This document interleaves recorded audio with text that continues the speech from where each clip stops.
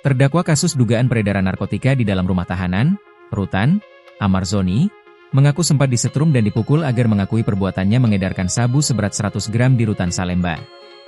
Pengakuan tersebut disampaikan Amar Zoni dalam sidang pemeriksaan saksi di Pengadilan Negeri, PN, Jakarta Pusat, Kamis, 18 Desember 2025. Awalnya, Amar yang diberi kesempatan mengajukan pertanyaan kepada saksi dari kepolisian, Arif Rahman, menyinggung dugaan adanya kekerasan saat proses interogasi pada 3 Januari 2025. Yang mau saya tanyakan, apakah saya berbicara itu waktu itu bagaimana perlakuannya?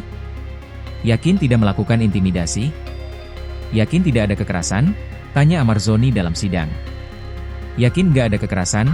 Jawab Arif Rahman. Amar lantas mengingatkan bahwa Arif telah disumpah untuk memberikan kesaksian yang benar. Ia lalu bertanya kepada Arif apakah benar saat itu tidak ada penyetruman. Saya pastikan tidak ada penyetruman, tegas Arif. Mendengar hal itu, Amar Zoni kemudian meminta agar rekaman CCTV saat interogasi diungkap dalam persidangan. Tidak ada penekanan? Tidak ada pemukulan? Ini semua berlima, terdakwa, kita bisa lihat. Tolong Yang Mulia dihadirkan CCTV, Yang Mulia. Karena di situ ada CCTV.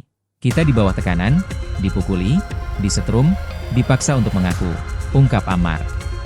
Sebelumnya, saksi lain dari kepolisian, Randi Iswahyudi, menyatakan bahwa Amar Zoni menerima upah sebesar 10 juta rupiah dari mengedarkan sabu sebanyak 100 gram di dalam Rutan Salemba Dibilang, berdasarkan interogasi yang dilakukan polisi terhadap Amar Zoni pada 3 Januari 2025. Terdakwa mengakui mendapat sabu dari seseorang bernama Andre yang saat ini berstatus buronan.